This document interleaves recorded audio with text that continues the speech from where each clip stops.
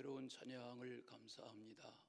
이미 아시는 대로 오는 수요일부터 사순절이 시작되고 올해는 3월 마지막 날인 3월 31일이 부활주일입니다.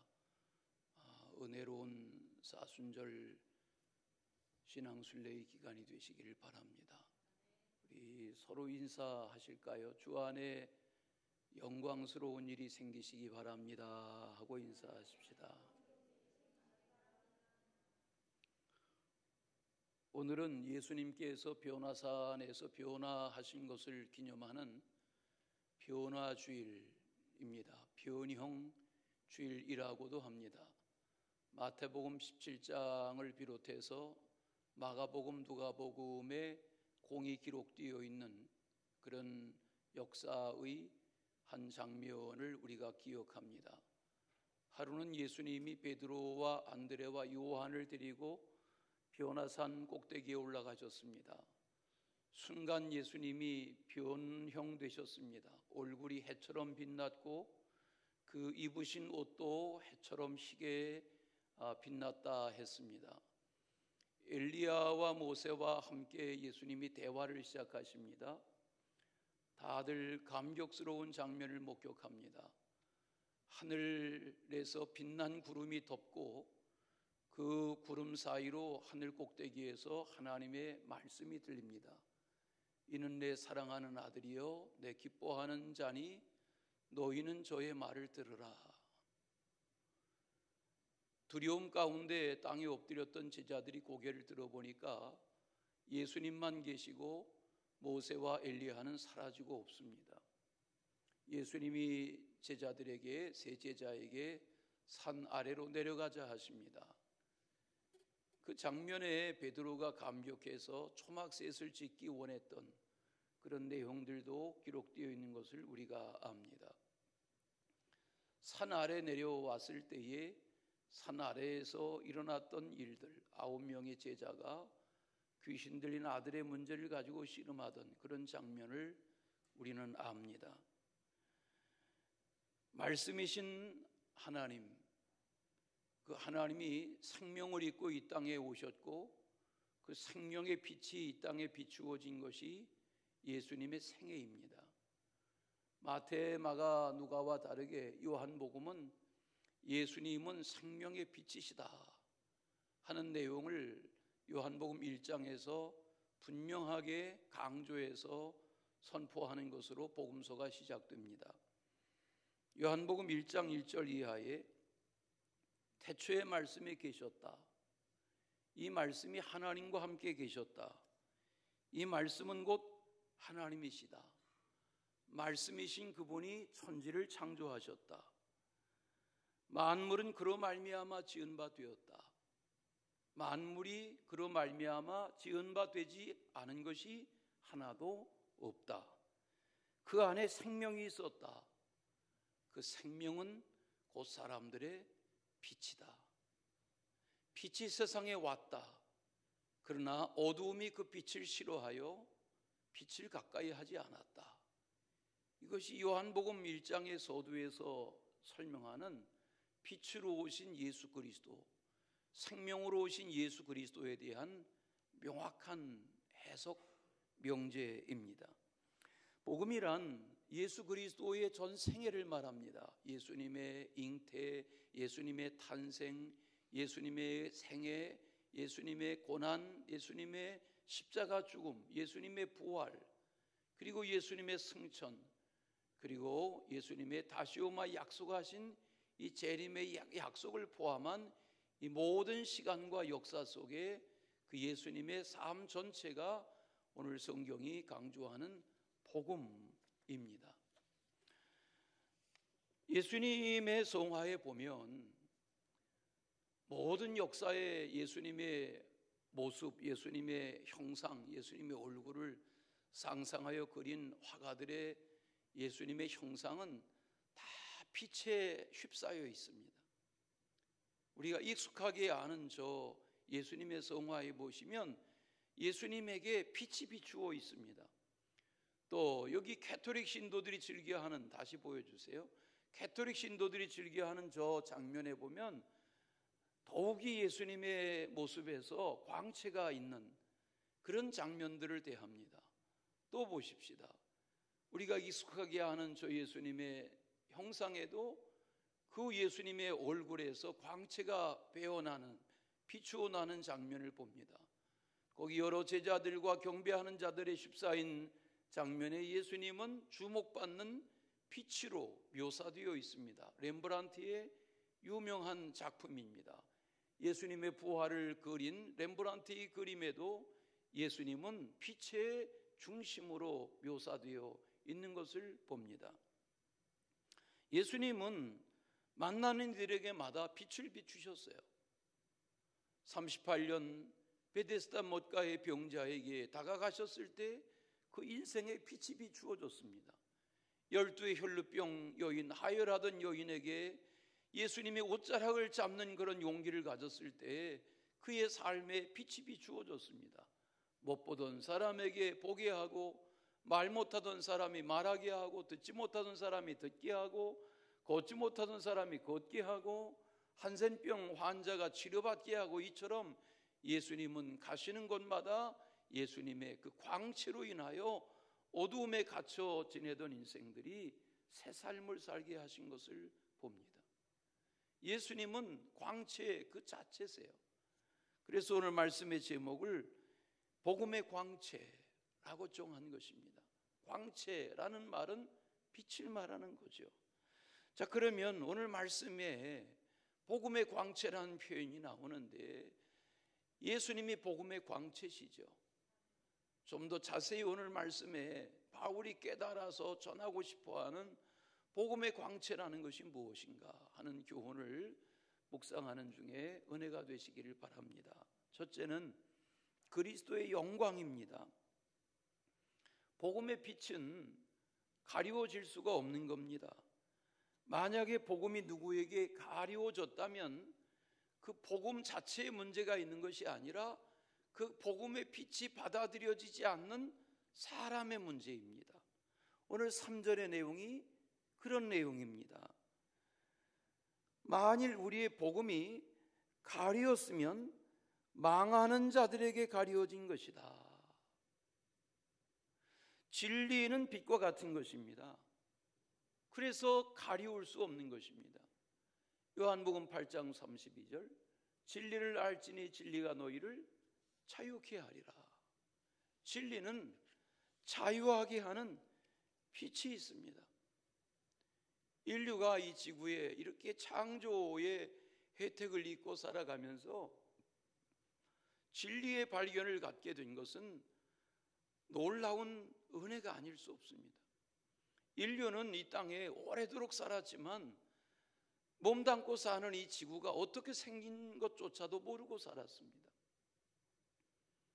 왜? 지구가 작은 구용체가 아니다 보니까 그저 발 딛고 사는 땅에서 먹잇감을 구하고 생선을 잡고 일과를 해결하고 산에 가리워진 한 마을에서 부족을 이루고 살고 하면서 인류는 오랜 역사 동안 생계를 해결하는 것으로 좋겠지, 해가 무엇인지 달이 무엇인지 지구가 무엇인지 태양계가 뭔지에 대한 관심과 그 깨달음이 그렇게 인류의 역사에 오래지 않습니다.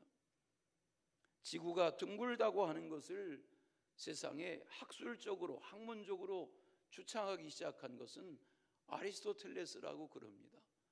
아리스토텔레스가 누구야? 라고 물으면 사실 우리가 그 이름을 알지 역사의 플라톤이나 아리스토텔레스에 대해서 긴 시간 설명할 만한 그런 학문적인 실력을 가진 사람이 우리 가운데 그렇게 많지 못하겠죠. 왜냐하면 우리가 저들을 그렇게 깊이 있게 연구하며 살아온 이들이 아니기 때문에 그렇습니다. 그러나 이 아리스토텔레스는 자료에 찾아보면 이분이 태어난 게 주전 4세기입니다. 그러니까 322년에 세상을 떠났으니까 주전 4세기의 인물로 세상을 살면서 그는 철학자로 우리에게 알려져 있고 사상자로 알려져 있지만 과학자였습니다. 이 아리스토텔레스가 지구가 어떻게 생겼을 거에 대한 학문적인 이야기를 남긴 역사적인 인물입니다. 그는 이미 그 당시에 이 지구가 어떻다고 하는 것에 대해서 지구의 위도의 그림자의 길이가 다르다, 위도에 따라서 그림자의 길이가 변하는 원리로 지구가 둘레가 얼마쯤 될 거다라는 계산까지도 해낸 그런 인물이라고 합니다. 지구의 자전축이 0.45도 오차 범위로 기울어져 있다고 하는 것도 해석해낸 그런 학자입니다. 쉽게 전하는 그의 깨달음은 먼 바다에 갔던 배가 돌아올 때 보면 배의 꼭대기, 돛의 꼭대기로부터 조금 보이기 시작해서 배 전체가 보이는 이걸 보고, 또 같은 배가 돌아오지만 평지에서는 안 보이는 배가 산 꼭대기에서 바라보면 보이기 시작하면서 멀리 점처럼 보이던 배가 내게 다가오는 이런 원리를 보면서 그는 지구는 이렇게 생겼을 거다라는 설명을 하기 시작했다는 겁니다. 이처럼 진리의 발견, 복음의 발견이라는 것은, 깨달음이라는 것은 놀라운 것입니다. 오늘 말씀에 복음의 광채 이런 말씀을 하시는데, 복음이 망하는 자들에게는 어두운 상태일 뿐이지만 복음이 깨달아지고 복음이 받아들여지고 복음이 영접되고 이렇게 개인에게, 가정에게, 가족에게 복음이 받아들여진다고 하는 것은 놀라운 하나님의 섭리이고 은혜가 아닐 수 없습니다. 성경을 잠깐 보시겠어요? 오늘 성경을 펼쳐가지고 계시면 고린도후서 4장 2절에 진리, 고린도후서 4장 3절에 복음, 이 단어를 주목해 보십시오. 오늘날 우리 각 사람이 이 복음의 진리를 깨달아서 믿고 사는 겁니다. 그래서 예배자가 되는 겁니다. 제가 요즘 철이 나는지 이렇게 가만히 생각하면, 야, 주일날 목사도 아닌데 주일날 다 이렇게 차려입고 매주 예배하는 성도들의 예배 생활이 너무 귀해 보이는 거예요. 제가 예전엔 그렇게 생각한 적이 없어요. 마땅히 예배하지, 당연히 예배하지 이렇게 생각했지만 코로나가 끝난 이후에 주일날 이렇게 예배하시는 여러분을 보면 너무 귀해 보이시는 거예요. 그래서 제가 스스로 생각해요. 야, 내가 철이 나나 보다. 여러분 스스로 그렇게 생각하지 않으세요? 야, 내가 어떻게 이렇게 고단한 세상을 살면서 주일마다 이른 새벽부터 일어나서 준비하고 달려와서 예배를 드릴까? 이 복음의 가치를 깨닫고 진리의 가치를 깨닫지 못하면 우리의 이런 예배 행위가 불가능한 겁니다. 하나님이 기뻐하시는 일을 하는 겁니다. 오늘 말씀을 잘 보십시오. 4절에 보시면 이런 말씀을 하시죠. 그 중에 이 세상의 신인 사탄이, 이 세상의 신이 믿지 아니하는 자들의 마음을 혼미하게 한다 그랬어요. 그건 밑줄 쳐보시겠어요? 이 세상의 신, 여기 이 세상의 신이라는 게 사탄이에요. 현대인의 성경으로 이 본문을 찾아 읽어보면 이 세상의 신인 사탄이 믿지 않는 사람들의 마음을 어둡게 했기 때문에 그들은 하나님의 모습인 그리스도의 영광에 대한 기쁜 소식의 빛을 볼 수가 없습니다. 이렇게 설명했어요. 그러니까 사탄이 하는 일이 뭐냐면 세상의 신들이라고 여겨지는 우상 숭배자들이 섬기는 이 사탄의 세계가 하는 일은 뭐냐면 어떻게 해서라도 사람들이 이 하나님의 영광의 복음의 광채를 받아들이지 못하게 하려는 작업을 한단 말이죠. 그러니까 우리가 이 사탄의 지배하는 세상에서 복음을 알게 됐다, 복음을 받아들이게 됐다, 하나님의 영광을 알게 됐다 하는 것은 놀라운 축복이 아닐 수 없는 겁니다. 이 땅에 그리스도의 영광이 복음의 광채로 비추어진 것, 이것을 처음 깨달은 사람은 마리아입니다. 천사가 와서, 가브리엘 천사가 마리아야, 내게 하나님의 은혜가 임한다. 내가 하나님의 아들을 잉태하게 되었다. 여러분, 이 말이 역사적인 말입니다. 평범한 마을에서 유대인의 혈통을 따라서 마을의 나이 많은 노총각과 결혼하려 하고 약혼을 하고 결혼할 날을 준비하던 한 자매인 마리아에게 하나님께서 천사를 보내셔서 내게 내 아들이 잉태됐다 하느니 선언을 한 것은 그리스도의 영광이 그에게 임하는 순간입니다. 이렇게 시작해서 마리아로부터 남편 요셉이 알게 됩니다. 마리아의 남편 될 요셉이 고민에 빠집니다. 가만히 관계를 끊어야 되겠다. 그런데 밤중에 현몽합니다. 꿈에 하나님이 나타나셔서 말씀하십니다. 의로운 사람 요셉아, 내 아내 마리아 데려오는 거 겁내지 말아라. 내 아내 될 마리아의 태중에 잉태된 자는 하나님의 아들이다. 이렇게 하나님이 요셉에게 하나님의 영광스러운 일이 어떻게 진행되어지는지를 알리셨습니다. 이렇게 세월이 지나면서 엘리사벳이 알게 되고 사가랴가 알게 되고 베들레헴에 하나님의 아들이 그리스도의 영광이 탄생되고, 이처럼 우리는 예수님의 영광스러운 한 생애로 인하여 진리를 깨닫고 복음의 광채를 덧입은 자의 삶을 사는 것이 그리스도인의 삶이란 말입니다. 이것을 다메섹 체험 이전에는 깨닫지 못했던 사울이 다메섹 변화 이후에 이 복음의 중심인 그리스도의 부활의 영광이 무엇인지를 알고 그리스도의 영광의 복음의 광채를 전파하는 그런 전도자로 살면서 오늘 고린도 교회에 편지하는 것입니다. 그리스도의 영광의 복음의 광채. 이런 표현은 바울의 많은 편지 속에서 쉽게 찾아볼 수 없는 표현입니다. 바울은 예수 그리스도의 복음을 그리스도의 영광의 복음이다 이렇게 말하면서 그 복음에 광채가 있다는 것입니다.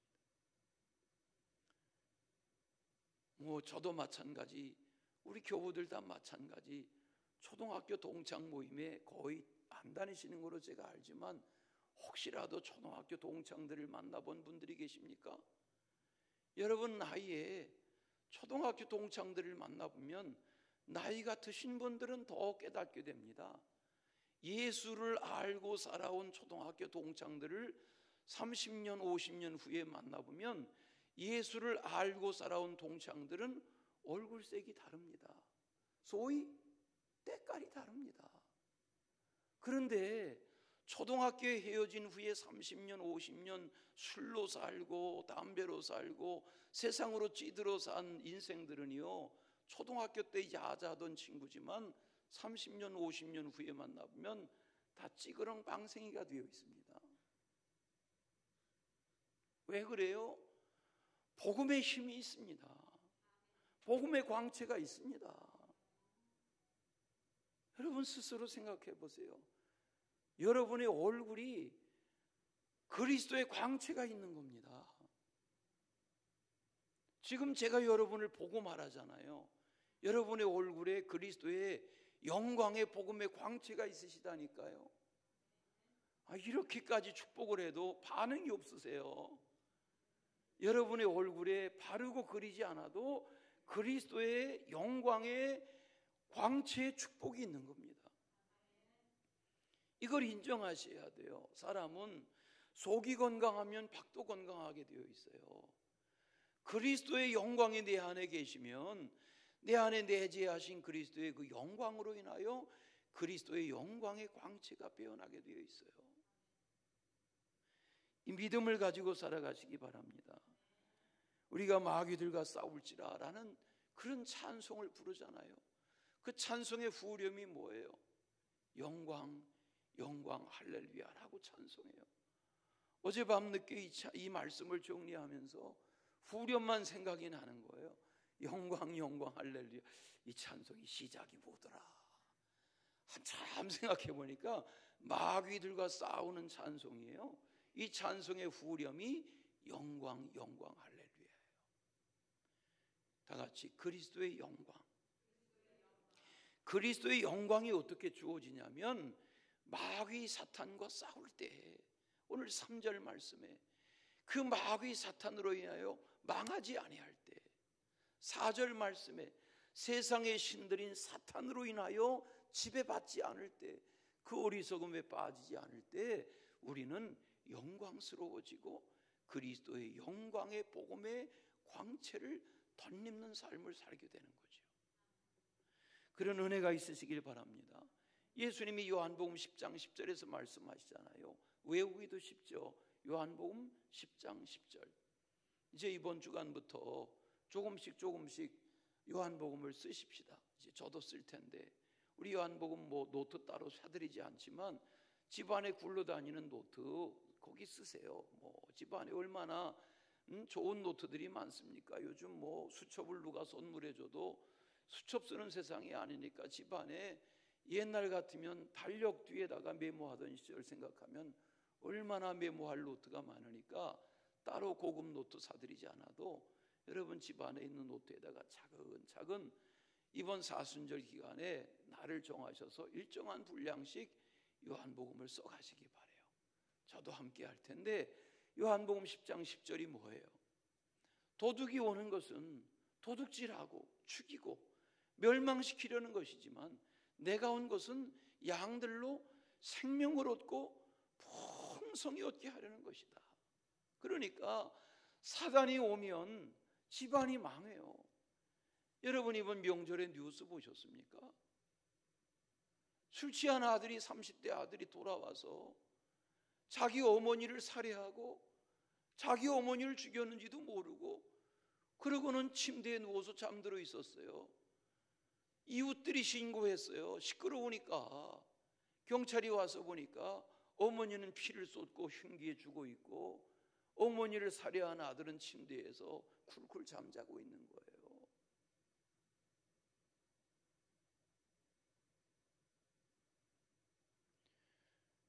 그리스도의 영광의 복음의 광채의 삶이라는 것은 분명합니다. 애들 교회 데리고 다니세요. 교회 학교 다니게 하세요. 청소년들 때 중요해요. 여러분 교회 학교 부흥하라고 하는 얘기 안 해요.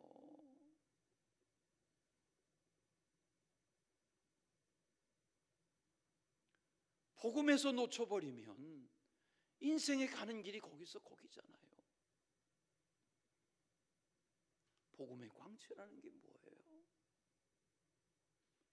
우리 가정이 복음의 광채가 일찍이 비추어졌다면 내 부모에게, 내 남편에게, 내 아내에게, 내 형제들에게, 내 자녀들에게, 내 가정에, 내 친척에 이 복음의 그리스도의 영광의 광채가 일찍이 비추어졌다면 우리 가정이, 내 가정이 이렇게 되었을까?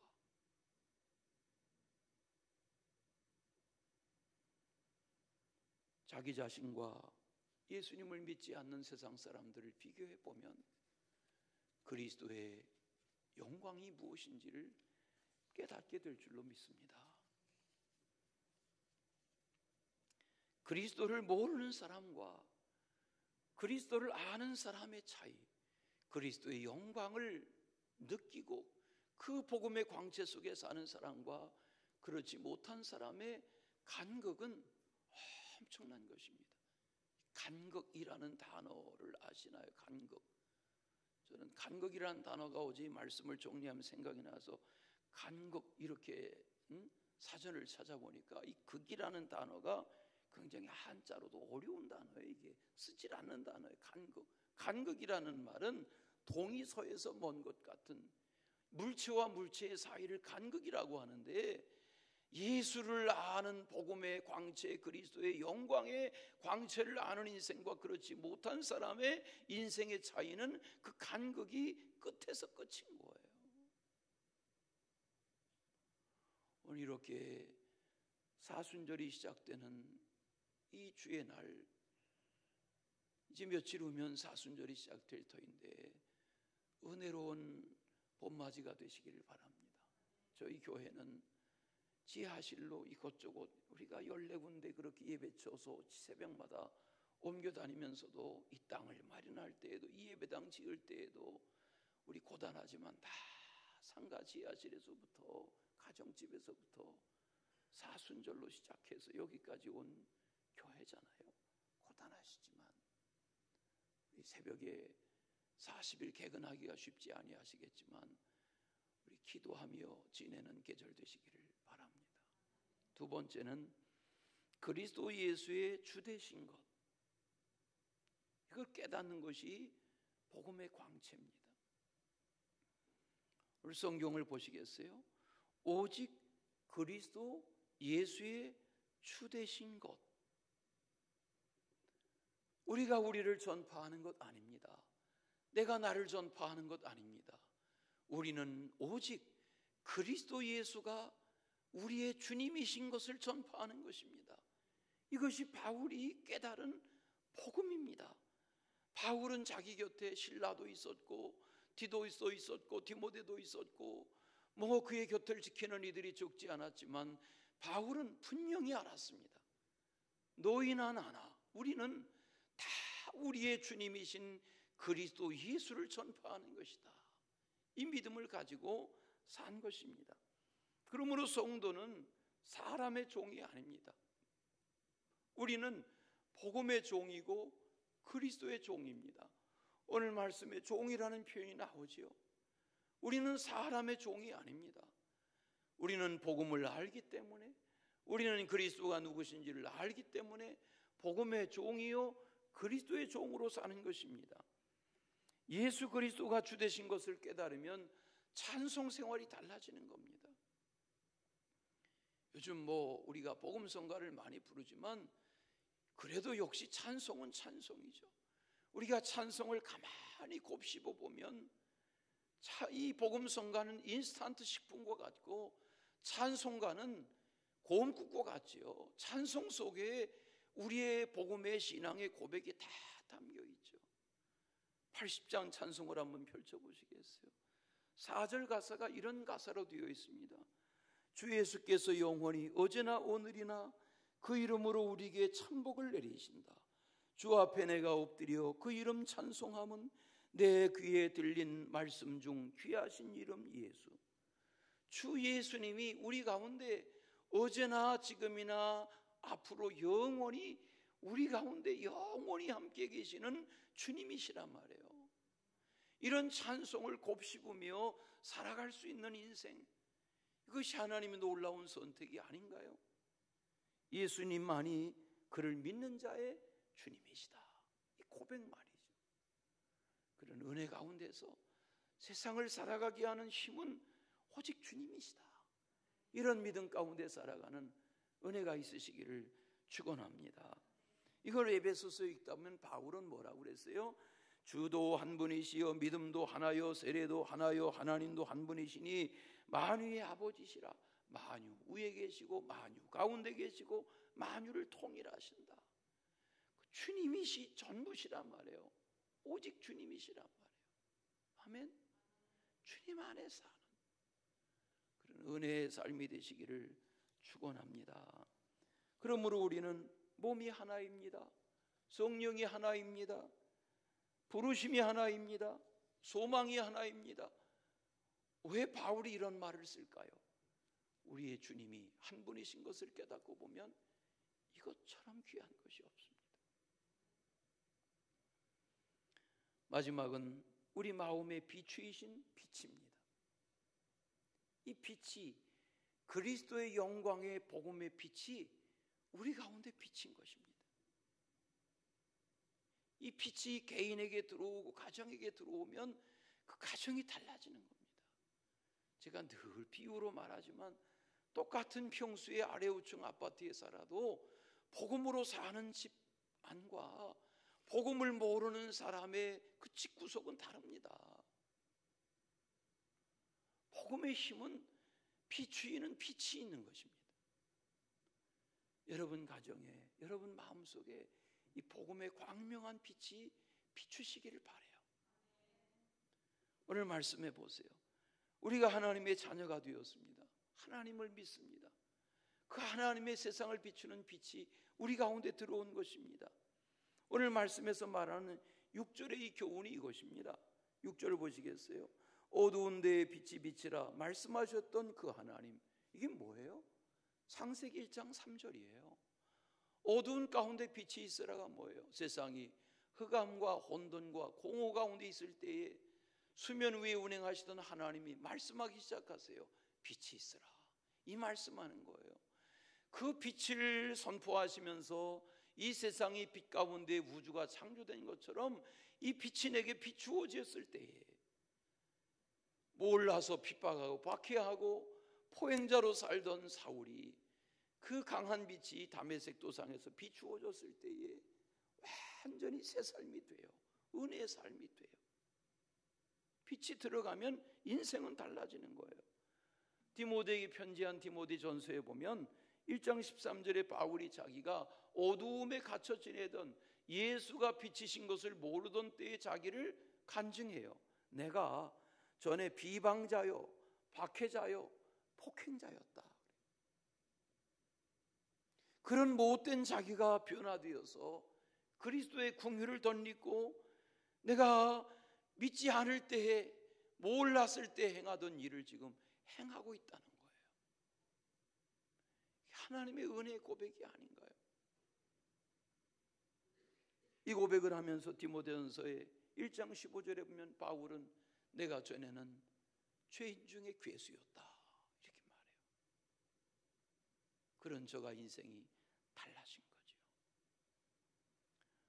레오나르도 다빈치가 최후의 만찬이라는 그림을 그리죠. 이게 38살 때 작품이랍니다. 38살 때 1940년이니까 도대체 얼마가 된 그림입니까? 레오나르도 다빈치가 마음속에 예수님의 이 최후의 만찬을 마음속에 품고 그림의 주인공을 찾아 나서서 시장거리를 지나는데 예수님을 닮은 사람이 누굴까? 이렇게 지나는데 너무 평화로워 보이는 인물이 있어서 그에게 내가 누군데 그림의 모델이 좀 되어달라 해서 예수님의 모델로 삼고 그림을 그렸어요. 그리고 이제 한 제자 한 제자 그려나가다가 세월이 지났는데 마지막 가룟 유다를 그려넣어야 되는데 가룟 유다가 어떻게 생겼을까? 여러분 상상해 보세요. 가룟 유다가 어떻게 생겼을 것 같으세요? 가룟 유다 같이 생겼겠죠. 그러니까 가룟 유다처럼 생겨먹은 놈을 찾은 거예요. 그래서 시장거리를 찾아 나서는데 꼭 가룟 유다처럼 생긴 놈이 있는 거예요. 그래서 그에게 다가가서 내가 누군데 역할을 좀 해달라 이래가지고 그분을 모셔다가 보고 그린 거예요. 그런데 나중에 알고 보니까 레오나르도 다빈치가 예수님의 모델로 모셨던 그 주인공이 세월이 지나면서 가룟 유다의 모델로 찾았던 그 같은 사람이었던 것을 알게 된 거예요. 무슨 말이에요? 인생은 복음 안에 살 때 가치가 있는 거예요. 복음이 비추어질 때, 복음과 더불어 살 때. 제가 늘 예로 들잖아요. 제가 목사지만 6개월 동안 교회 생활 안 하고 예배 생활 안 하고 성경 펼치지 않고 기도 생활 안 하고 세상으로 나서면 다 똑같은 사람 되고 마는 거죠. 왜 예배가 소중한 것입니까? 왜 기도 생활을 강조하는 것입니까? 왜 말씀하는 것입니까? 우리는 예배와 기도와 말씀 속에서 하나님의 영광의 빛이, 그리스도의 영광의 빛이 내게 비추어지는 체험 속에 사는 것입니다. 그리스도의 은혜가 여러분의 삶에 계속 되어주시기를 바랍니다. 오늘 이 말씀 유명한 본문 아닙니까? 오늘 6절까지 읽었지만 그 이하의 말씀에 보면 뭐예요? 우리는 이 보배를 담고 있는 질그릇과 같은 인생이에요. 그러나 그리스도의 영광의 복음의 광채가 비추어지기 때문에 사방으로 겨싸임을 당하지만 쌓이지 않을 수 있는 거예요. 거꾸로 들임을 당해도 망하지 않을 수 있는 거예요. 답답한 일을 만나지만 그 답답한 일로 인해서 낙심하지 않는 거예요. 박해를 받아도 끝나지 않는 거예요. 힘이 뭐예요? 그리스도의 빛이 비추이는 거예요. 자신의 삶을 그리스도를 향해서 그리스도로 더불어서 해바라기처럼 주바라기의 인생으로 살아가는 그런 은혜가 있으시기를 축원합니다. 사랑의 주 하나님 아버지, 우리의 부족함과 연약함을 아시는 주님, 그리스도의 영광의 복음의 그 광채로 인하여 이 복음을 받아들인 저희들이 누군가에게 전파하게 하시고 그리스도의 그 영광의 복음의 광채로 인하여 빛난 하나님의 자녀의 삶을 이어갈 수 있도록 주님이 붙들어 주시옵소서. 예수 그리스도의 이름으로 기도하옵나이다.